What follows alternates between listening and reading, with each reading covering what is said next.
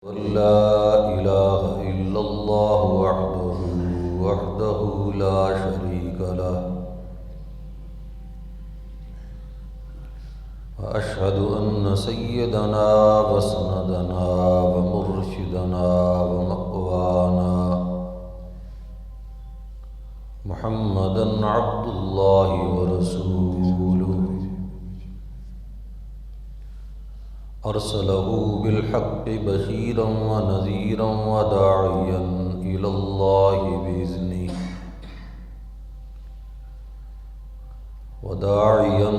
الله بإذنه وسراجا منيرا.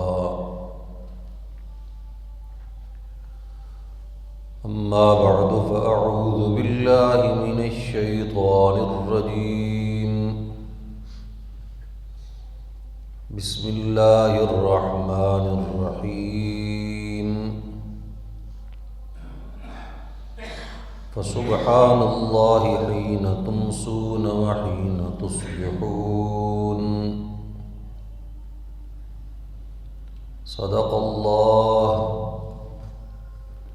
ومن أصدق من الله قيلا.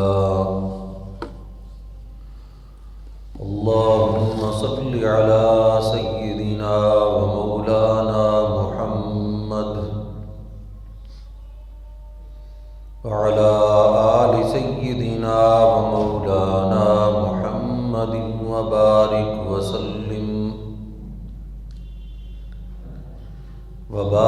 وسلم ثم صل عليه.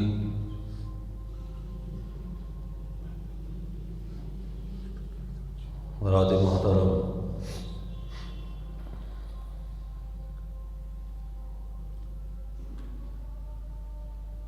گزشتہ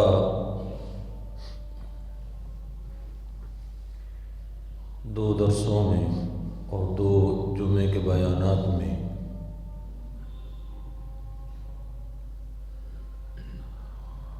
نماز کی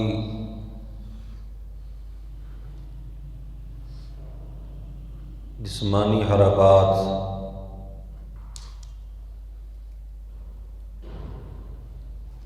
ان کی اصلاح اور تصحیح کے حوالے سے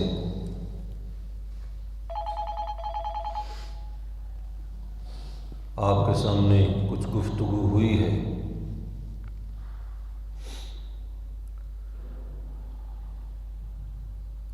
نماز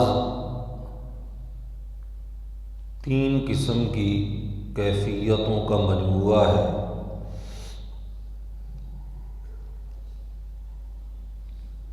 پہلی کیفیت کہ نماز میں اپنے وجود کے اعضاء کو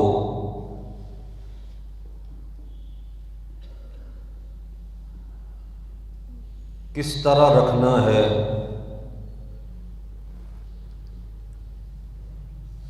تکبیر تحریمہ میں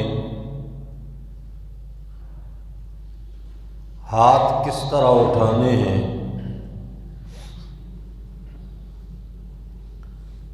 قیام میں کس طرح کھڑا ہونا ہے اور کس طرح ہاتھ باندھنے ہیں.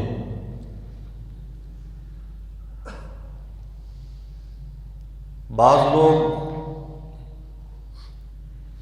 نماز کے قیام میں ایک پاؤں کو ڈھیلا چھوڑ کے ایک پاؤں پہ زور دے دیتے ہیں. اگر عذر ہو تو جائز ہے،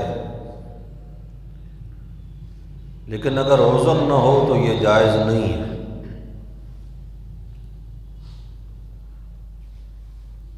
پھر ہاتھ باندھنے کا طریقہ، بعض لوگ اپنے ہاتھ کی ایک ہتھیلی کو دوسری ہتھیلی کی پشت پر اس طرح رکھ کے کھڑے ہو جاتے ہیں. یہ طریقہ بھی خلاف سنت ہے. اپنے ہاتھوں کی انگلیوں کا حلقہ بنا کر دائیں ہاتھ کی چھوٹی انگلی اور انگوٹھا اس کا حلقہ بنا کر بائیں ہاتھ کی پشت پر گڈی کے مقام پر رکھ کر نیچے پکڑا جائے اور 3 انگلیاں اوپر ہوں۔ پھر رکوع میں سر پشت کے برابر ہونا چاہیے، ہاتھوں کو گھٹنے پر ہونا چاہیے، گھٹنے کو پکڑنے کی کیفیت ہونی چاہیے۔ پھر تحمید میں سیدھا 1 مرتبہ کھڑا ہونا واجب ہے، کمر سیدھی ہو جائے، پشت سیدھی ہو جائے۔ پھر رکوع میں یکدم وہیں سے جھک کر نیچے نہیں جانا، سب سے پہلے بیٹھنا ہے زمین پر، گھٹنوں کو زمین پر ٹیکنا ہے، پھر ہاتھ زمین پر رکھنے ہیں، پھر اپنے ہاتھوں کی انگلیوں کے انگوٹھوں کے درمیان اس طرح اپنے ناک اور سر کو ٹکانا ہے زمین پر، اپنے ماتھے کو، کہ انگلیاں انگوٹھے جو ہیں یہ کانوں کی لو کے برابر ہوں تقریباً، اور اپنی بغلوں کو اپنی پسلیوں سے جتنا آسانی سے ممکن ہو جدا رکھنا ہے۔ بالکل اکٹھے کرنا، سمیٹنا یہ درست نہیں ہے، اس کو جس حد تک جدا رکھ سکے اتنا جدا رکھنا ہے۔ اور پھر اس کے بعد سر اٹھا کے پورے اطمینان سے بیٹھنا ہے، پھر سجدہ کرنا ہے، اور دوسری رکعت بھی پھر اسی طرح اٹھتے ہوئے بھی بغیر عذر کے زمین پر ہاتھ رکھ کے نہ اٹھے، بلکہ اسی طرح جس طرح سجدے میں گیا تھا اسی طرح واپس جائے۔ آخر میں ماتھا زمین پہ ٹیکا تھا، ماتھا پہلے اٹھا لے، پھر ناک اٹھا لے، اور پھر ہاتھ اٹھائے، پھر ہاتھوں کو اپنے گھٹنے کے مقام پر رکھ کر پھر اسی طرح اٹھ کے کھڑا ہو جائے۔ لیکن اگر بڑھاپے کی وجہ سے، کسی تکلیف اور عارضے کی وجہ سے زمین کا سہارا لیے بغیر نہیں اٹھ سکتا تو عذر کی صورت میں جائز ہے، بغیر عذر کے اس طرح نہ کرے۔ پھر اتحیات میں نگاہ گود میں ہونی چاہیے، جس طرح بتلایا کہ رکوع میں نگاہ پاؤں کی انگلیوں پر، انگوٹھوں پر ہونی چاہیے، قیام میں سجدے کے مقام پر، اور تشہد میں اپنی گود کی طرف نگاہ ہو، اور جس وقت شہادت کے مقام پر پہنچے تو اپنی 2 انگلیوں کو اکٹھے کر لے، بڑی انگلی اور انگوٹھے کا حلقہ بنائے، اور اشہد ان لا الہ الا اللہ، الا اللہ پہ اس کو نیچے کر لینا، بس اتنا اس کو اوپر کرنا ہے، اشہد ان لا الہ الا اللہ، اس طرح کر کے، اور پھر اسی کیفیت میں، نیچے والی کیفیت میں آخر تک رکھے۔ اور جب سلام پھیرے تو دائیں طرف جب سلام پھیرے مومنین اور ملائکہ، تمام مومنین اور ملائکہ کی نیت، اور سلام میں اپنے دائیں کندھے کی طرف نگاہ رکھے، اس طرح نگاہ رکھے، اتنا رخ میل موڑے کہ اگر کوئی پیچھے شخص بیٹھا ہوا ہے تو اس سلام پھیرنے والے کا رخسار اس کو نظر آئے۔ صرف اس طرح فرضی طور پہ اس طرح کر دینا جو ہے یہ مناسب نہیں ہے۔ بائیں طرف سلام پھیرے تو تمام مومنین اور ملائکہ کی نیت، امام دائیں طرف ہے تو اس وقت اس کی نیت بھی ساتھ کرے، امام بائیں طرف ہے تو اس وقت اس کی نیت کر لے، نظر بائیں کندھے پر ہو، رخ اتنا پھیرے کہ یہ بائیں رخسار پیچھے والے آدمی اگر دیکھنا چاہیں تو ان کو نظر آئے۔ یہ نماز کی حیت ہے، اس طرح نماز کو ادا کیا جاتا ہے۔ جسمانی حرکات نماز کی یہ ہیں، اور میں نے آپ کو جس طرح بتلایا کہ نماز جسمانی حیت میں کمی کی وجہ سے بعض اوقات رد ہو جاتی ہے، قبول نہیں ہوتی اللہ کے دربار میں، اور اسی طرح پھر زبانی کیفیت ہے، لسانی کیفیت ہے۔ اگر نماز کے اندر جو چیزیں فرض یا واجب ہیں، پڑھنے کے اعتبار سے جو فرض اور واجب ہیں، اگر ان کو نہیں پڑھا گیا تو پھر بھی نماز نہیں ہوگی، تو زبانی ذکر پر بھی اس کا بڑا دار و مدار ہے۔ پھر اگر زبان سے پڑھا اور پڑھتے ہوئے الفاظ اتنے مجہول بولتا ہے کہ ان الفاظ کا معنی ہی غلط ہو جاتا ہے، پھر بھی نماز نہیں ہوتی۔ یہ معاملات ہیں تو بڑے سخت، اور بعض اوقات یہ بیان کرتے ہوئے اپنا دل بھی ڈرتا ہے۔ اللہ رب العزت ہم سب کی نمازیں قبول فرمائے۔ ہمارے استاد سید محمد حسین شاہ صاحب نیلوی رحمۃ اللہ تعالی علیہ، وہ فرماتے میں زمانے طالب العلمی میں تھا، لیکن بچپن میں جو استاد تھے، چچا بھی تھے، انہوں نے تربیت ایسی کی تھی کہ 7 سال کی عمر میں قرآن مکمل حفظ بھی کر لیا، صحیح تلفظ کے ساتھ حفظ کیا کہ پھر کسی قاری سے مزید پڑھنے کی ضرورت بھی پیش نہیں آئی، اور پھر نماز کے ضروری مسائل بھی سکھا دی۔ انتہائی کم عمری تھی اور میں نے نماز پڑھی ایک جگہ پہ، اور وہاں پر امام صاحب نے نماز میں قراءت کرتے ہوئے کہا انہو بکل شیء علیم۔ علیم کہنے کی بجائے کیا کہہ دیا؟ علیم کہہ دیا۔ اب جس کو مسئلے کا پتہ نہیں ہے، شاید اس کے لیے تو کوئی معافی ہو اللہ کے دربار میں، لیکن جس کو پیچھے مسئلے کا پتہ ہے تو بعض اوقات پیچھے پڑھنے والے کے لیے بھی یہ مصیبت بن جاتی ہے۔ کہتے ہیں میں نے تو سلام پھیر دیا، سلام پھیرنے کے بعد جب ان کا بھی سلام پھیر گیا تو میں نے اتمام حجت کے لیے اپنے طور پر، یعنی اپنا فرض ادا کرنے کی نیت سے ان کو کہا بھئی تم میں سے کسی کی نماز نہیں ہوئی۔ جب امام کی نماز نہیں ہوئی تو مقتدیوں کی نماز کس طرح ہو گئی؟ اس لیے کہ یہ لفظ میں معمولی تبدیلی نہیں ہے، یہ اتنی بڑی تبدیلی ہے کہ جس سے معنی ہی بدل جاتا ہے۔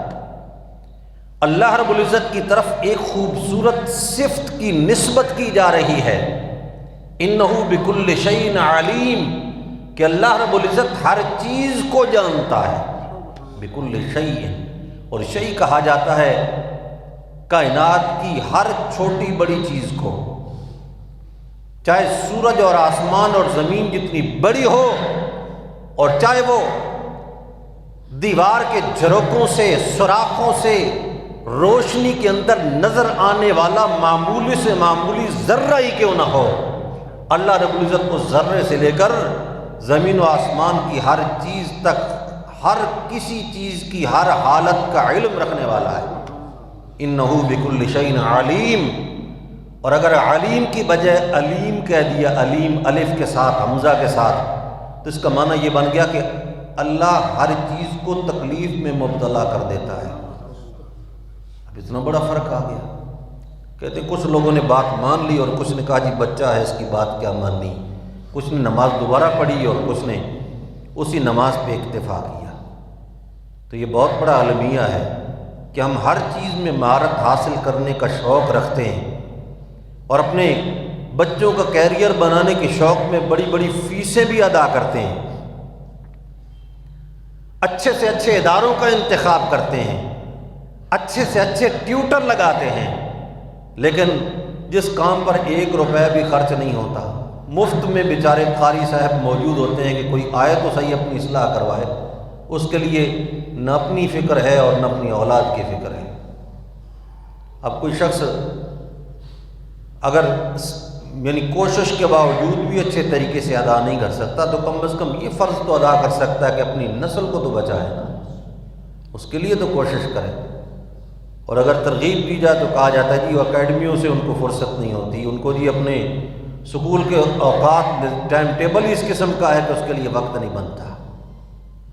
بھئی اگر یہاں وقت نہیں نکالا تو بعد میں میرا پچھتاوا ہوگا، اس کے علاوہ اور کوئی بات نہیں ہوگی۔ اس لیے کہ اگر آپ کی اولاد، میری اولاد، باقی سب کچھ پڑھ جائے، اعلیٰ سے اعلیٰ ڈگری حاصل کر کے دنیا کی بڑی سے بڑی نامور قسم کی اسامی کو وہ پر کر لے، لیکن اگر نماز سے محروم ہو تو ہم نے اس کا کیریئر کچھ نہیں بنایا، اس کو بھی تباہ کیا ہے، اپنے آپ کو بھی تباہ کیا ہے۔ اس لیے یہ فکر ضروری ہے۔ تو نماز کے الفاظ کی اصلاح بھی ضروری ہے، اور یہ یاد رکھو میں جتنی مرضی کوشش کر لوں جمعہ کے بیان میں نماز کے الفاظ کی درستگی نہیں کروا سکتا، اس کے لیے آپ میں سے ہر ایک کو وقت نکالنا پڑے گا۔ آپ اگر کہیں باہر سے آتے ہیں دور سے تو کسی اچھے قاری کا انتخاب کریں، اور جو شخص یہ سمجھتا ہے کہ میں اپنے گمان کے مطابق میرا تلفظ درست ہے نماز کا، اس کو بھی چاہیے کہ وہ ایک مرتبہ دوہرا لے۔ اس میں کوئی شرم اور عار والی بات ہے؟ صحابہ کرام رضوان اللہ علیہ مجمعین نے جس عمر کے حصے میں دین سیکھا ہے، سارے بچپن سے اسلام قبول کر کے آئے تھے۔ کوئی 50 سال کی عمر کا، کوئی 60 سال کی عمر کا، کوئی 70 سال کی عمر کا۔ اس عمر کے اندر حضرت سلمان فارسی رضی اللہ تعالیٰ عنہ، بعض روایات کے مطابق جب وہ مسلمان ہوئے تو ان کی اسلام لانے کے وقت کی عمر جو ہے وہ 200 سال سے زائد تھی۔ 250 سال اللہ نے ان کو عمر دی تھی حضرت سلمان فارسی رضی اللہ تعالیٰ عنہ۔ انہوں نے پھر دین نہیں سیکھا، انہوں نے نماز نہیں سیکھی، انہوں نے قرآن نہیں سیکھا، یا ان کی نماز میں، ان کی قراءت میں، ان کے قرآن کے سیکھنے میں کوئی کمی رہ گئی ہوگی۔ اس لیے اس میں عمر کی کوئی قید نہیں ہوا کرتی۔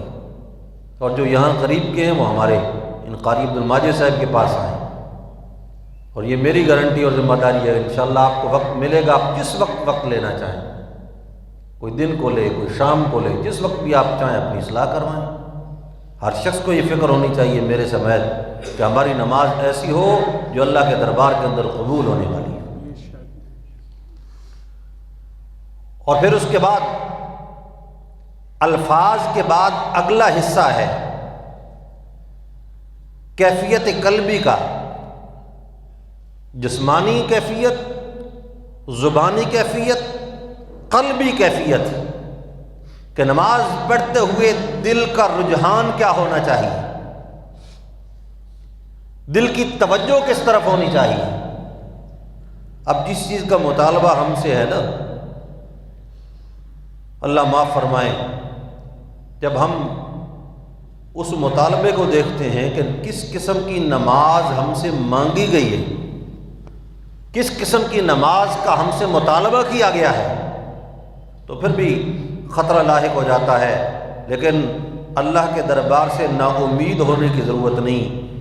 انشاءاللہ جو شخص اپنی نماز کے الفاظ پہ پوری توجہ کر لے، جسمانی حرکات پہ پوری توجہ کر لے، اگر اس کے بعد خشوع و خضوع میں کچھ کمی باقی رہ بھی گئی تو انشاءاللہ اللہ کے دربار میں اتنی سختی بھی نہیں ہوگی، پر نماز قبول ہوگی۔ پھر اللہ رب العزت اس نماز کو ضائع نہیں کریں گے، اس کو رد نہیں کریں گے۔ لیکن قلبی کیفیت جو ہے، خود اس کے متعلق رسول اللہ صلی اللہ علیہ وسلم نے ترغیب بھی دی، اور نماز بھی اسی کو کہا جس میں قلبی کیفیت موجود ہو۔ قد افلح المؤمنون الذین هم فی صلاتهم خاشعون، کامیاب ہو گئے وہ مومن جو اپنی نمازوں میں خشوع رکھتے ہیں۔ خشوع کیا ہے؟ یہ فعل قلب ہے، دل کا فعل ہے۔ اور جب رسول اللہ صلی اللہ علیہ وسلم سے سوال کیا گیا، سوال کرنے والا جبریل تھا، انسانی شکل میں صحابہ کرام کی مجلس میں موجود تھا، اور جب اٹھ کے چلا گیا تو آپ نے بتلایا انہ جبریل اتاکم یعلمکم دینکم، یہ جبریل تھا جو انسانی شکل میں آیا، اس کے آنے کی غرض صرف یہی تھی کہ تمہیں تمہارا دین آسانی سے سیکھنے کا طریقہ آ جائے، یہ اس لیے آیا تھا۔ اور آ کے رسول اللہ صلی اللہ علیہ وسلم کی مجلس میں بیٹھا، دو زانو ہو کر بیٹھا، اسند رکبتیہ الی رکبتیہ، دونوں گھٹنے آپس میں ملا لیے، دو زانو ہو کر بیٹھ گیا، اور خوب توجہ آپ کی طرف کی۔ اور جب آپ کوئی بات ارشاد فرماتے ہیں تو اس پر بڑی تصدیق و تائید بھی کرتا ہے۔ اس نے اسلام کے متعلق پوچھا، اس نے ایمان کے متعلق پوچھا، اور اس نے قیامت کے متعلق سوال کیا۔ اور ان سوالات میں سے ایک سوال اس کا یہ تھا، اخبرنی عن الاحسان، مل احسان یا رسول اللہ، احسان کیا ہے، اس کے متعلق آپ بتلائیں۔ جب ہم قرآن پاک پڑھتے ہیں تو قرآن میں اللہ کی طرف سے انسانوں کو خطاب کر کے، مسلمانوں کو خطاب کر کے یہ کہا جاتا ہے احسنوا فإن اللہ یحب المحسنین، احسان کی روش اختیار کرو، اللہ رب العزت محسنین کو بڑا پسند کرتا ہے۔ یہ احسان کیا ہے؟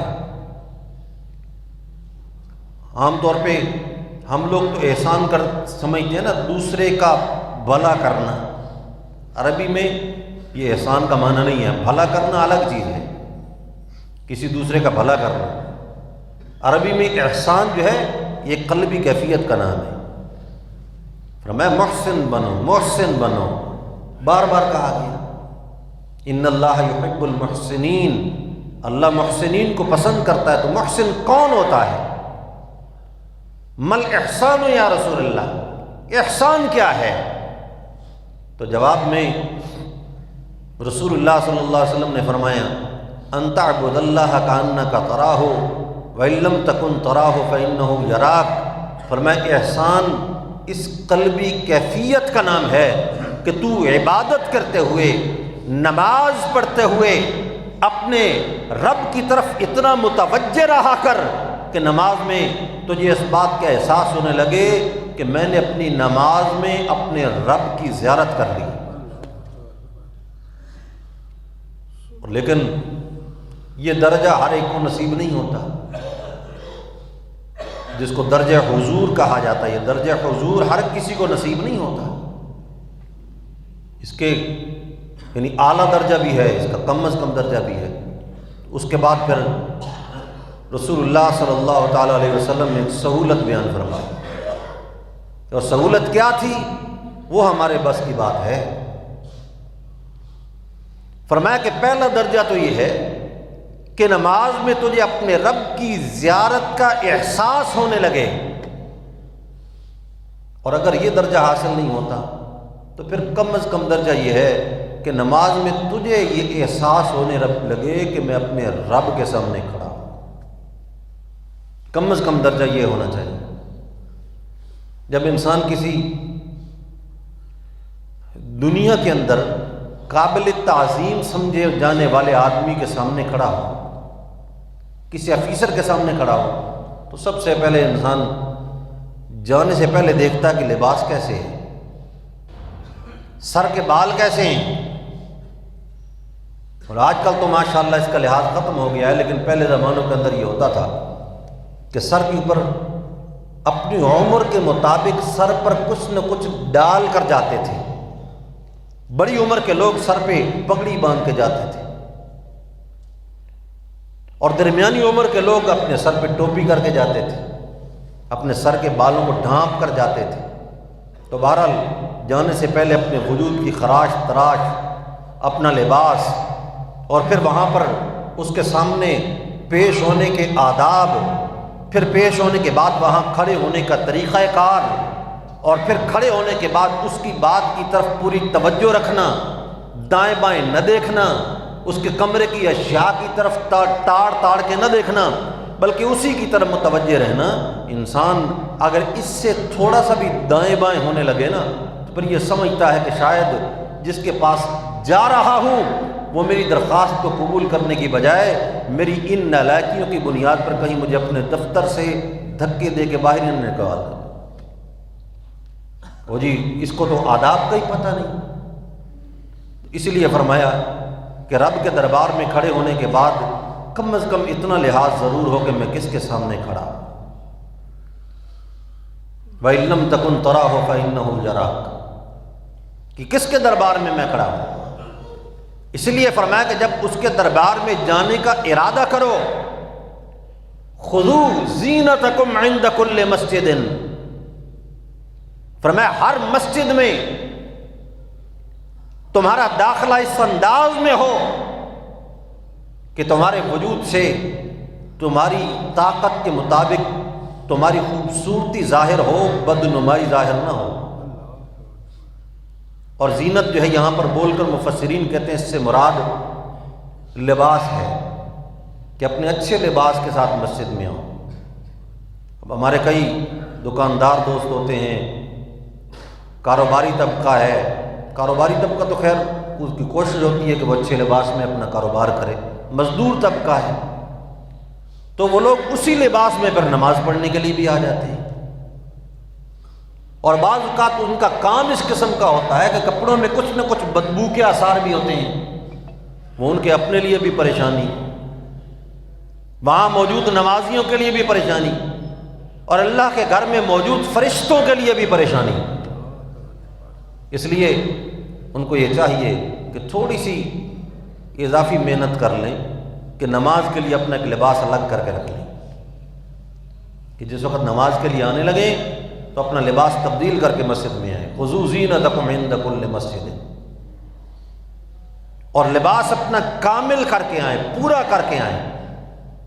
اب کامل لباس کیا ہوتا ہے؟ جس طرح میں نے پہلے عرض کی کہ کامل لباس یہ ہوتا ہے کہ ہمارے لباس میں اب شلوار بھی ہے، قمیص بھی ہے، اور سر کا ڈھانپنا بھی۔ کوئی پگڑی سے ڈھانپے بہت افضل، اعلیٰ، اگر پگڑی سے نہ ڈھانپے ٹوپی استعمال کرے، جس قسم کی ٹوپی بھی ہو، کوئی حرج نہیں، اس لیے کہ یہ بھی رسول اللہ صلی اللہ علیہ وسلم سے ثابت ہے۔ اور اگر عذر ہو، مجبوری کی بنیاد پر ننگے سر پڑھنا پڑ جائے تو پھر کوئی حرج نہیں، مجبوری کی بنیاد پر ننگے سر بھی پڑھ سکتے ہو، اس لیے کہ یہ آداب میں سے ہے۔ لیکن ننگے سر پڑھنے کی عادت بنانا یہ کسی کے نزدیک بھی جائز نہیں۔ اور پھر بعض اوقات یہ ہوتا ہے، یہ ہماری اپنی سوچ کا معیار اتنا کمزور ہو گیا ہے کہ کبھی کبھی دکھ کے ساتھ کرنا پڑتا ہے، مسجدوں میں یہ ٹوپیاں لوگ ثواب کی نیت سے آ کر رکھ جاتے ہیں کہ اس سے بڑا ثواب ملے گا، لوگ نماز پڑھنے کے لیے اس کو استعمال کریں گے، میلی کچیلی ٹوپیاں، اور آج کل سبزی کی ٹوکری والی ٹوپیاں کہ جن کو انسان دیکھے تو یہ فرق معلوم نہیں ہوتا کہ یہ کوئی ٹوکری ہے یا ٹوپی ہے، وہ اپنے سر کے اوپر رکھ کے نماز پڑھنا شروع کر دیتے ہیں۔ اس قسم کی چیز اگر آپ کسی دفتر میں اپنے سر پہ رکھ کر پیش ہو سکتے ہیں تو پھر بے شک اللہ کے حضور بھی پیش ہو جائیں، لیکن اگر کسی دفتر میں دفتر میں پیش نہیں ہو سکتے کسی افیسر کے سامنے، تو پھر اللہ کے دربار میں پیش ہونے کے لیے آپ کو یہی چیز ملی۔ تو میں تو واضح طور پہ یہ کہا کرتا ہوں کہ اس قسم کی ٹوپیاں استعمال کر کے نماز پڑھنے کی بجائے ننگے سر نماز پڑھنا زیادہ بہتر ہے، اس کے بنسبت ننگے سر پڑھ لیں، کوئی حرج نہیں۔ لیکن صفائی اور ستھرائی اسلام، الطہور شطر الایمان، یہ تو ایمان کا نصف حصہ ہے۔ اگر ٹوپی صاف نہ ہو یا ٹوپی کی بناوٹ اس قسم کی ہو، کھجور کے پتوں سے بنی ہوئی ٹوپیاں پہلے استعمال ہوتی تھیں، اللہ کے بندو آپ بازار میں کر کے جائیں تو کتنے لوگ آپ کو کہیں گے کہ پتہ نہیں اس کو آج کیا ہو گیا کہ سر پہ کیا رکھ کے آ گیا ہے۔ اب وہ چھوٹی تو اس کے بعد پھر پلاسٹک کی ٹوکریاں آنا شروع ہو گئیں، اور بعض اوقات کپڑے کی ٹوپی پڑی ہوتی ہے، صاف ستھری ہے، ٹھیک ہے، کوئی حرج نہیں، استعمال کر لیں، لیکن اگر اس میں صفائی نہیں اور میل کچیل ہے تو پھر اللہ کے دربار میں اس قسم کی ٹوپیاں استعمال نہ کریں، پھر ننگے سر پڑھنے۔ خذوا زینتکم عند کل مسجد، یہ قرآن کا حکم ہے کہ اپنی خوبصورتی اختیار کر کے مسجد میں آؤ جس حد تک ہو سکتا ہے۔ کیوں؟ اس لیے کہ یہ احساس پھر کس طرح پیدا ہوگا جب انسان اپنے اللہ کے دربار میں جاتے ہوئے یہ دل میں ہی نہ خیال لائے کہ میں اپنے رب کے پاس جا رہا ہوں، اس کے دربار میں جا رہا ہوں، تو پھر ان تعبد اللہ کانک تراہ وان لم تکن تراہ فانہ یراک، کہ وہ رب مجھے نماز میں دیکھ رہا ہے، یہ احساس پھر کس طرح پیدا ہوگا۔ اور یہ تو شریعت کا حکم ہے کہ اس میں آگے بڑھو، صرف یہاں تک رک نہیں جانا کہ مجھے رب دیکھتا ہے، بلکہ یہ کیفیت دل میں اتنی بٹھاؤ، اتنی بٹھاؤ، اتنی بٹھاؤ، اپنی زندگی میں اس نماز پہ اتنی محنت کرو کہ اسی نماز پر محنت کی بنیاد پر تمہارے دل کے اندر یہ احساس بھی شروع ہو جائے کہ میں اپنے رب کو اپنی نماز کے اندر دیکھتا ہوں، اس کی زیارت کرتا ہوں اپنے رب کی، پھر یہ احساس بھی شروع ہو جائے۔ اور یہ تب ہوگا کہ جب انسان پہلی سیڑھی صحیح طریقے سے چڑھے گا۔ اگر پہلی سیڑھی پر ہی قدم انسان نے غلط طریقے سے رکھا تو پھر آگے اگلے منازل کس طرح طے کرے گا، اگلی سیڑھیاں پھر کس طرح چڑھے گا۔ اور پھر جب اللہ کے دربار میں آنے کے بعد اللہ اکبر کہا، تکبیر تحریمہ کہا، ہاتھ باندھ لیے، اب اس ذات جو سب بادشاہوں کا بادشاہ ہے، جو ساری کائنات کا خالق و مالک ہے، اور اس کا یہ احسان ہے کہ اس نے اپنے دربار میں راز و نیاز کی باتیں کرنے کے لیے، کچھ عرضی اور کچھ درخواست پیش کرنے کے لیے مجھے اور آپ کو اپنے دربار میں قبول کر کے کھڑے ہونے کی اجازت دی۔ اگر وہ چاہتا تو کئی نافرمانوں کی طرح اس وقت یعنی نماز کے وقت میں ہم اللہ کی نافرمانیوں کے کام میں مبتلا ہوتے ہیں، اور جب اس کی پھٹکار آتی ہے تو پھر اسی طرح ہوتا ہے۔ لیکن اس نے اپنے دربار میں بلایا، اپنی جناب میں اپنے دربار میں کھڑے ہونے کا موقع دیا، اور اس کے سامنے کھڑے ہو کے آج ایک درخواست پیش کرنی ہے۔ چنانچہ سب سے پہلے کلام کا آغاز اس کی حمد و ثنا سے ہوگا۔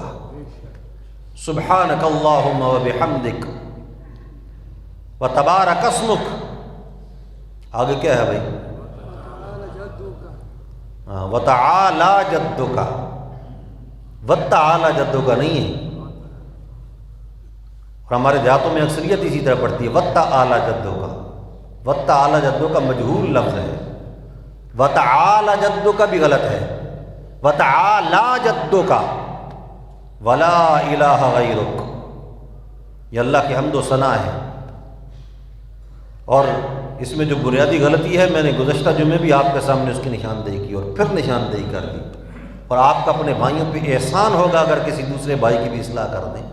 عام طور پر آپ سنیں تو عموماً اسی طرح ہوتا ہے کہ وتعالی جدک یا وتعالی جدک، وتعالی جدک کہنے والے بہت کم ہوتے ہیں۔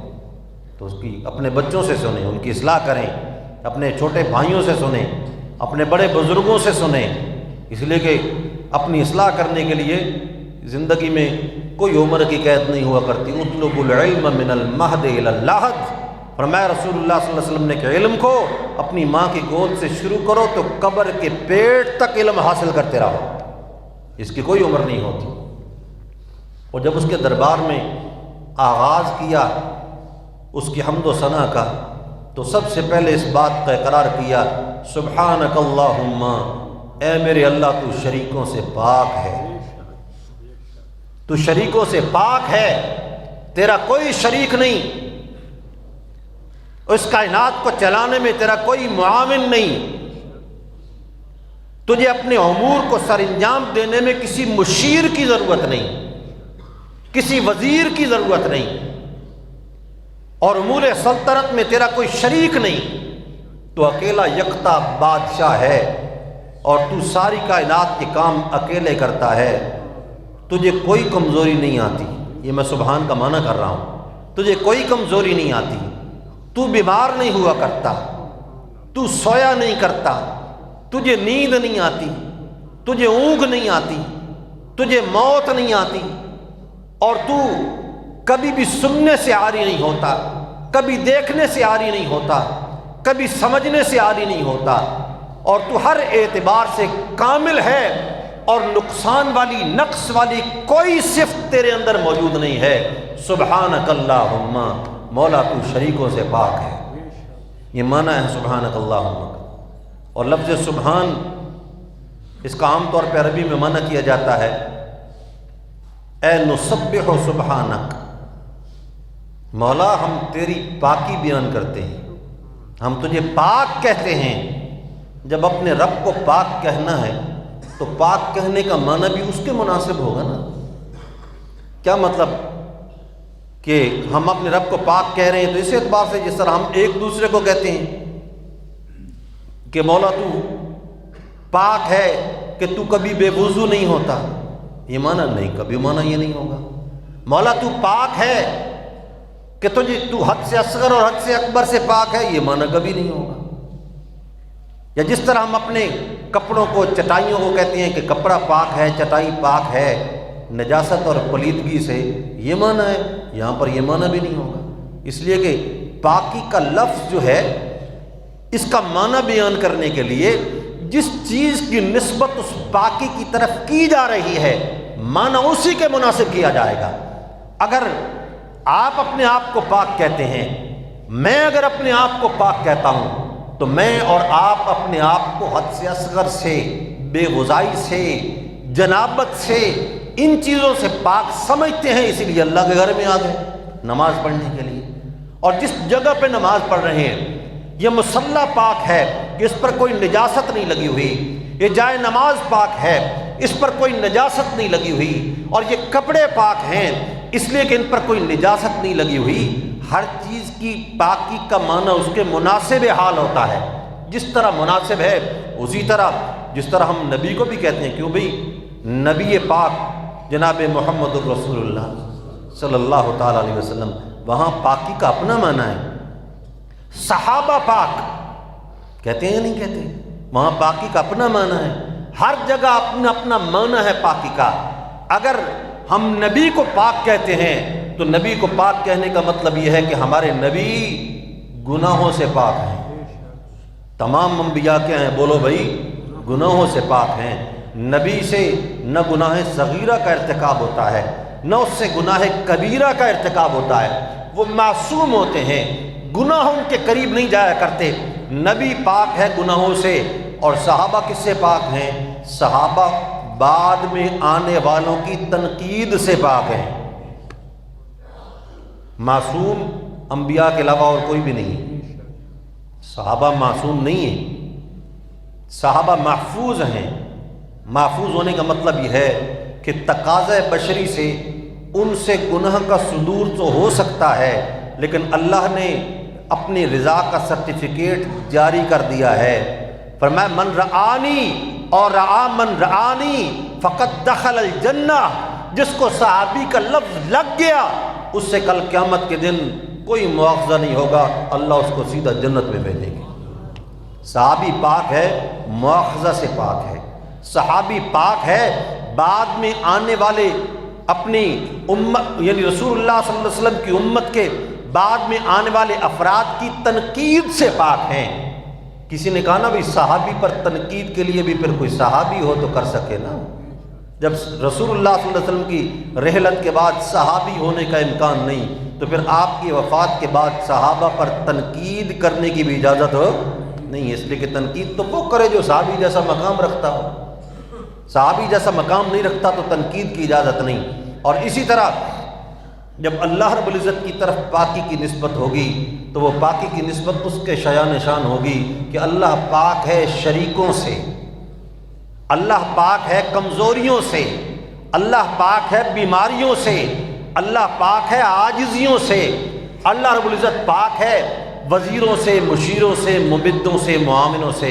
سبحانک اللہم و بحمدک، اس لیے نماز کے اندر پہلی بات ہی کرتا ہے مولا ہم تیری پاکی کا اقرار کرتے ہیں کہ تو ان تمام رذائل سے، تمام کمزوریوں سے اور ہر قسم کے شرک سے تو پاک ہے، اور ساتھ ساتھ تیری حمد بیان کرتے ہیں کہ اس کائنات میں پھیلے ہوئے تمام کمالات صرف تیرے کمالات ہیں۔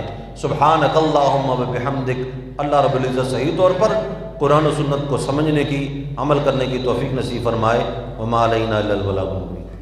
یہاں الحمدللہ ہماری اس مسجد میں موقع بموقع ہر عنوان کو بیان کیا جاتا ہے۔ جب ضرورت ہوتی ہے تو یعنی توحید تو ایک ایسا عنوان ہے کہ ہر بیان میں کہیں نہ کہیں